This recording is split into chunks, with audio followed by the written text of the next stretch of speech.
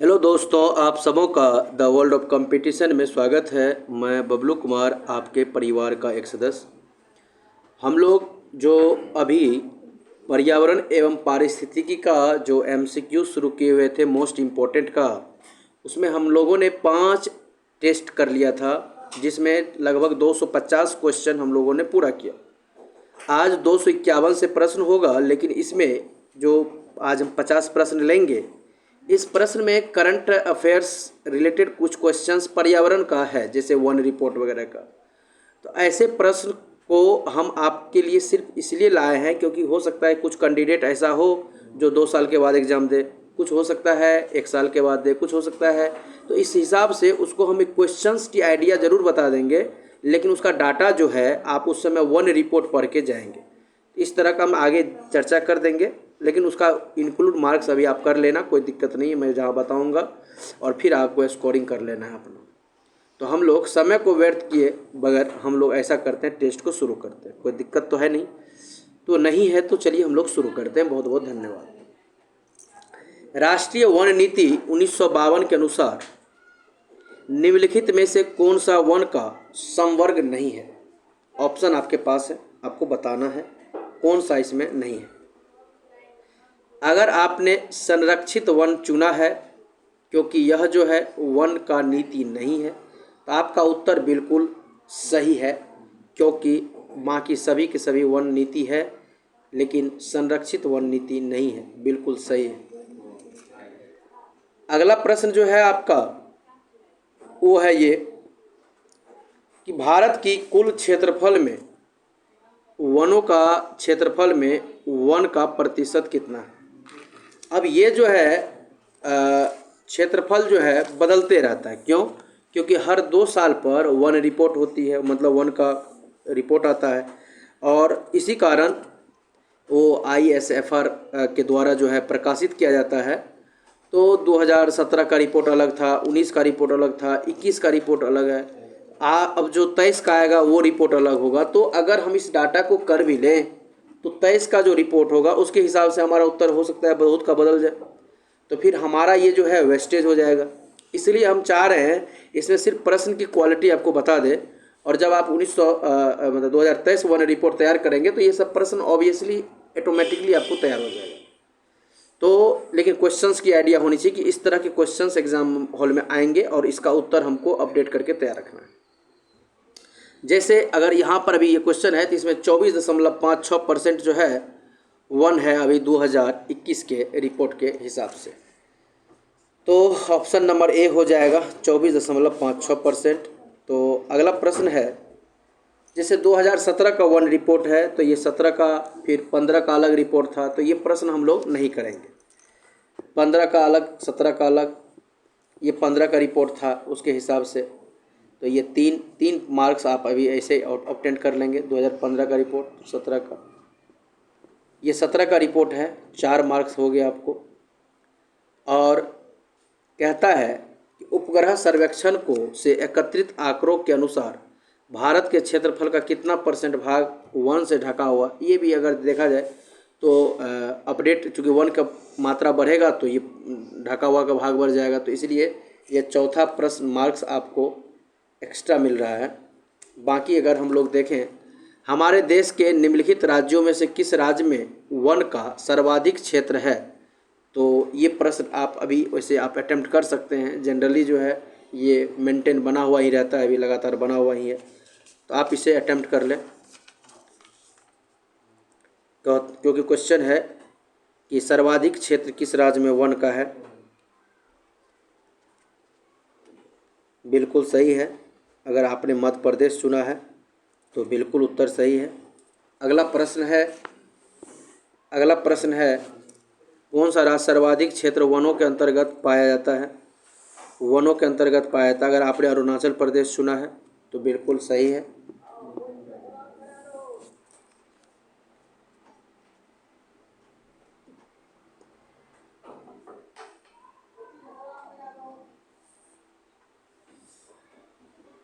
लेकिन ये जो है 2021 के डाटा के हिसाब से देखेंगे, ये रिपोर्ट 23 भी के हिसाब से तो ये बदल जाएगा। तो इसीलिए हम चाह रहे हैं कि हम जो प्रश्न कहेंगे कि आपको नहीं करना है, ये प्रश्न आप बिल्कुल नहीं करेंगे, क्योंकि यह प्रश्न की क्वालिटी आप पकड़ लें कि प्रश्न इस तरह का हो सकता है। लेकिन 23 का जो वन रिपोर्ट है होगा वो हम आपको जब पढ़ाएंगे तो वन रिपोर्ट लेकर आएंगे, तो वो डाटा आप क्वेश्चन के अकॉर्डिंग फीड कर देना आप, ठीक है ना।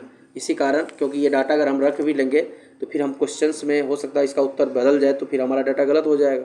इसलिए प्रश्न लेकिन ऐसा पूछता है, आप समझ लें, ये भी प्रश्न क्वालिटी पूछता है, ये 6 नंबर से आप ऑब्टेन कर लें। हाँ, लेकिन ये प्रश्न आपको अभी परंपरागत रहेगा।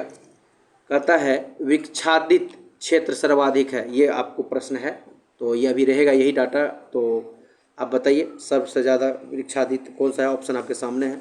उत्तरी, पूर्वी क्या है, इसमें से आपको देखकर बताना है। बिल्कुल, अगर आपने पूर्वी दक्कन में चुना है तो आपका उस हिसाब से पूर्वी दक्कन हो जाएगा, क्योंकि वहाँ पर सबसे ज़्यादा है, ठीक ना।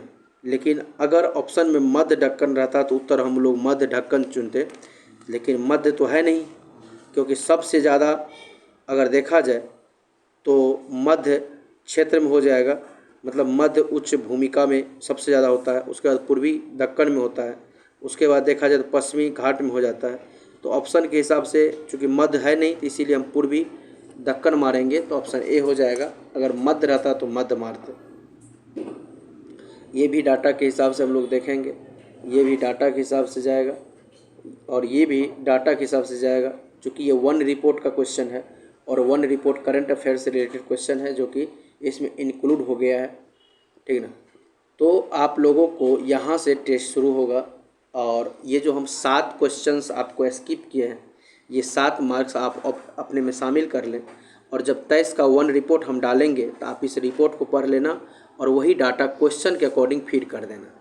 जैसे कि अभी वर्तमान में वन में कौन होगा, कितना % वन है, वन की दृष्टि से भारत कौन सी स्थान पर है, सबसे ज़्यादा वन किस राज्य में है, सबसे कम वन कहाँ पर देखने को मिलता है, प्रतिशत में वन सबसे ज़्यादा कहाँ है, प्रतिशत में न्यूनतम कहाँ है। इस तरह के हम डाटा आपके लिए लेकर आएंगे और ये क्वेश्चन के अकॉर्डिंग फिट हो जाएगा, बस हो गया।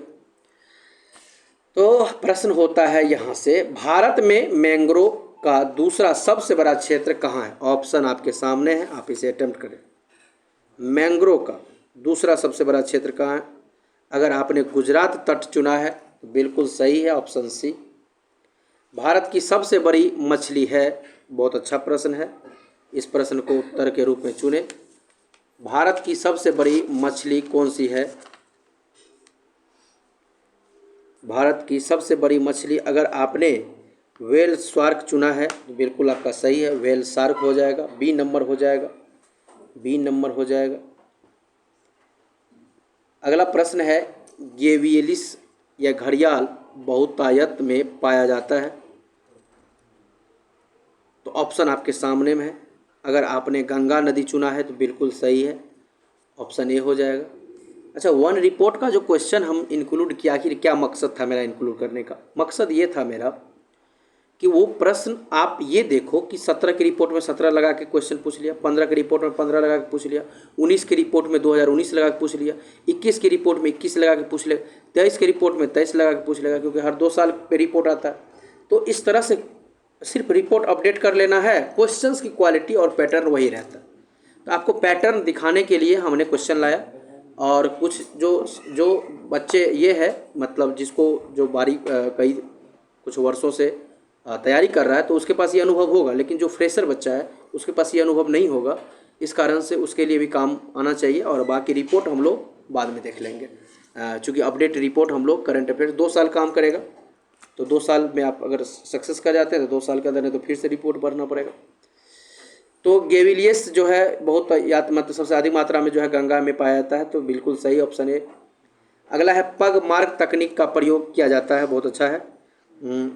ये विभिन्न वन जंतु की संख्या का अध्ययन करने के लिए जो है जंतु की संख्या का अध्ययन करने के लिए किया जाता है। तो अगर आपने ऑप्शन सी चुना है तो बिल्कुल आपका उत्तर सही है, ठीक है। विभिन्न प्रकार के जो जंतु है उसकी जनसंख्या का आकलन करने के लिए ऑप्शन नंबर सी हो जाएगा, पग मार्क, जंतु की संख्या का आकलन करने के लिए। यदि आप घड़ियाल को उनके प्राकृतिक आवास में देखना चाहते हैं तो निम्न में से किस स्थान पर सबसे हाँ सही होगा, मतलब इसमें से कौन सा एरिया ऐसा होगा जहाँ पर आपको देखने को मिल जाएगा घड़ियाल। ऑप्शन आपके सामने है, आप अटेम्प्ट करें। यदि आपने चंबल नदी चुना है तो बिल्कुल आपका उत्तर सही है, ऑप्शन सी हो जाएगा। भारत के किस राज्य में सर्वप्रथम मुख्यमंत्री जो है, भारत में सर्वप्रथम पूछ रहा है किस राज्य में जो मुख्यमंत्री के द्वारा एक रिपोर्ट शुरू हुआ था जन वन योजना, मुख्यमंत्री के द्वारा जन वन योजना रिपोर्ट शुरू हुआ था, मतलब आरंभ किया गया था, वो कहाँ से? ये झारखंड सरकार, मुख्यमंत्री जन वन योजना जो है ये शुरू किया था झारखंड सरकार, ये बात बिल्कुल याद रखेंगे। तो झारखंड सरकार का ये योजना था। निम्नलिखित राज्यों में से किसके द्वारा अपना वन अपना धन योजना शुरू किया गया? बहुत अच्छा प्रश्न है। तो अगर हिमाचल प्रदेश आपने चुना है तो बिल्कुल आपका सही है, अपना वन अपना धन, ऑप्शन सी हो जाएगा। भारत में वन्य जीव संरक्षण अधिनियम किस वर्ष में लागू किया गया था? ऑप्शन आपके सामने में है। अगर आपने 1972 चुना है तो बिल्कुल सही है, वन्य जीव संरक्षण अधिनियम 1972। अगला प्रश्न जो है वो ये है कि 2016 के अनुसार अगर आप देखेंगे तो राष्ट्रीय वन सूची डिजाइन के अंतर्गत वन सूची समीक्षा का समय घटाकर किया गया। ये बहुत अच्छा क्वेश्चन है। आप देखेंगे उस समय घटाकर इसका 5 वर्ष किया गया था, 5 वर्ष किया गया था, पहले 20 वर्ष था। रिपोर्ट जो है वन सूची डिजाइन का 20 वर्ष था, 20 वर्ष से घटा कर इसको कर दिया 2016 में 5 वर्ष कर दिया। तो ऑप्शन हो जाएगा ए हो जाएगा। यदि किसी पौधे की विशिष्ट जाति को वन्य जीव सुरक्षा अधिनियम 1972 की अनुसूची कहता है कि कोई भी 6 में रखा जाए तो उसका क्या तात्पर्य है? बहुत अच्छा। कोई विशेष प्रकार के जीव पौधा को जो है अगर 1972 की अनुसूची 6 में रखा जाए तो उसका क्या मतलब है? ऑप्शन आपके सामने है, आपको इसका मतलब बताना है। इसका मतलब है कि अगर अनुसूची 6 में रखा गया है किसी पौधे को, तो उस पौधे की खेती करने के लिए आपको लाइसेंस लेना पड़ेगा। लाइसेंस की आवश्यकता होगी, बिना लाइसेंस का आप वह पौधा नहीं उपज करवा सकते हो। तो ऑप्शन नंबर ए हो जाएगा इसका उत्तर। भारत में वन संरक्षण अधिनियम कब पारित किया गया? बहुत अच्छा प्रश्न है। वन संरक्षण अधिनियम कब पारित किया गया?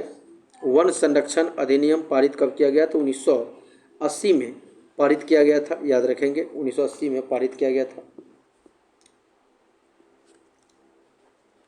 भारत में निम्नलिखित में से कौन सा अधिनियम वन जीवों को संरक्षण प्रदान करता है? इसमें से कौन सा ऐसा अधिनियम है जो वन जीवों को संरक्षण प्रदान करता है? अगर आपने वन्य जीव संरक्षण अधिनियम 1972 चुना है तो आपका उत्तर बिल्कुल सही हो जाएगा, ऑप्शन नंबर ए हो जाएगा। भारतीय वन्यजीव संस्थान स्थित है, ऑप्शन आपके सामने में है। वन्यजीव संस्थान जो है वो कहाँ स्थित है?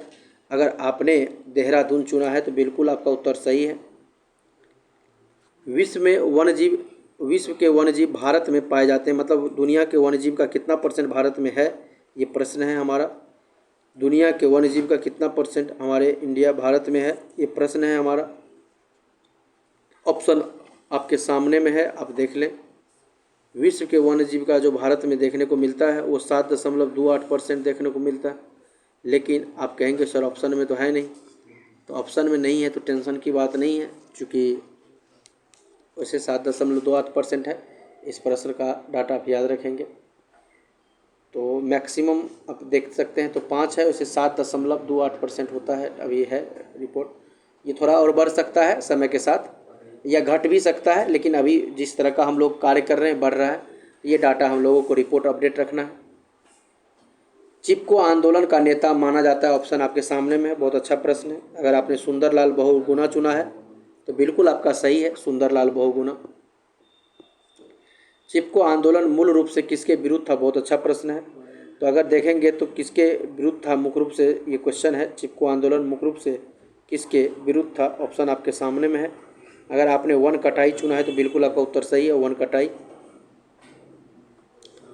अगला प्रश्न है, चमोली की रेनी गांव में किसके नेतृत्व में वन कटाई के विरोध में आंदोलन चलाया गया था? अगर आपने रेनी गांव का बात कर रहा है तो वहाँ पर गौरा देवी, इसी के नेतृत्व में चलाया गया था, ऑप्शन सी हो जाएगा। गोरा देवी के नेतृत्व में, ठीक है ना, महिला, इसके साथ सौ की संख्या में महिला जो है खड़ा हुई थी और पेड़ों से जाकर चिपक कर वन काटने का विरोध की थी। अगला है national bureau of plant genetic resource स्थित है। कहाँ पर ये स्थित है? ये कहाँ पर नेशनल ब्यूरो का? तो नई दिल्ली में स्थित हो जाएगा, ऑप्शन ए हो जाएगा। विश्व वन्य जीव दिवस कब मनाया जाता है? आप देखेंगे विश्व वन्य जीव दिवस की बात हो रही है और कब मनाया जाता, तारीख आपके सामने है, आप इसे अटेम्प्ट करें। विश्व वन्य जीव दिवस की बात हो रही है, कब मनाया जाता है? विश्व वन्य जीव दिवस बहुत इजी प्रश्न है और इसका डेट वाइज है 27, 2 मई, 5 मार्च, 21 जून। विश्व वन्य जीव दिवस, अगर आपने, चूँकि ऑप्शन में तो है ही नहीं जो होना चाहिए, बिल्कुल आप 5 मार्च को 3 मार्च बना लें, 3 मार्च है यहाँ, तो आप इसका उत्तर 3 मार्च समझे, नहीं बल्कि ऑप्शन सी होगा, 3 मार्च याद रखेंगे। विश्व वन्यजीव दिवस जो है हर 3 मार्च को मनाया जाता है। 3 मार्च को प्रतिवर्ष विश्व वन्यजीव दिवस मनाया जाता है, तो याद रखेंगे। WWF का प्रतीक कौन सा जानवर है? WWF का प्रतीक जो है कौन सा जानवर हो जाएगा? ऑप्शन आपके सामने है।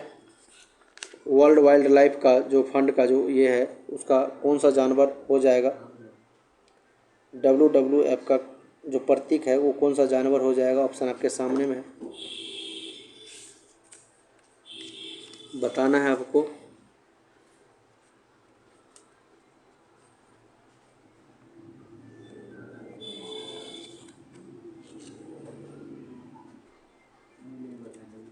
अगर आपने ज्वाइंट पांडा चुना है तो बिल्कुल आपका उत्तर सही है, ज्वाइंट पांडा, ऑप्शन नंबर बी बिल्कुल आपका सही है। नेशनल एवं भारत में वन्यजीव संरक्षण प्रयास के रूप में सेब नामक एक नया संगठन प्रारंभ किया गया, बिल्कुल सही बात है। इस सेब का उद्देश्य क्या है या किस चीज़ का संरक्षण करना है? ऑप्शन आपके सामने है, 30 सेकेंड का समय है, आप अच्छे से अटेम्प्ट करें। सेब का क्या चीज़ का उद्देश्य है संरक्षण करना?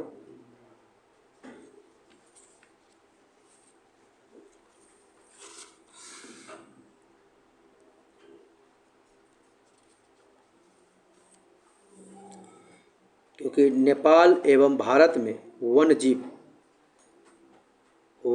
जीवन संरक्षण प्रयासों में के रूप में सेब नामक भारत और नेपाल के साथ की बात हो रही है।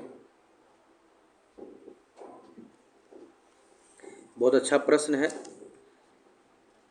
भारत और नेपाल के साथ की बात हो रही है।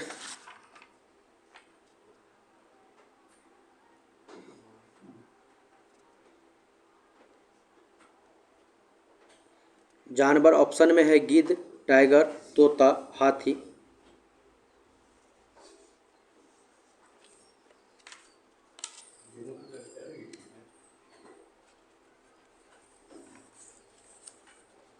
अगर आपने टाइगर चुना है तो आपका उत्तर बिल्कुल सही है, टाइगर चुना है तो आपका उत्तर बिल्कुल सही है। अगला प्रश्न है,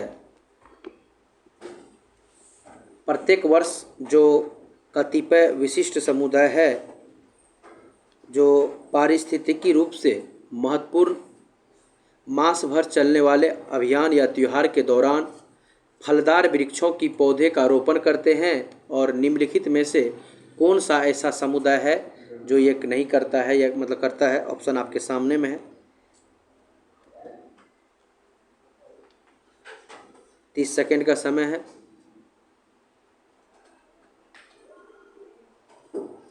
अगर आपने चुना है गोंड और कोरकू तो बिल्कुल आपका उत्तर सही है, गोंड और कोरकू, ऑप्शन बी हो जाएगा। अगला प्रश्न है, निम्नलिखित में से कौन सा वन प्राणी के विलुप्तीकरण का प्रमुख कारण नहीं है?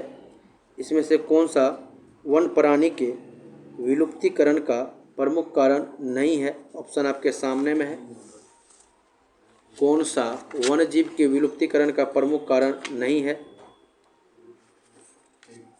अगर जनसंख्या की तीव्र वृद्धि होगी तो इससे विलुप्त थोड़ी होगा, तो ऑप्शन डी कारण नहीं है, बिल्कुल सही है।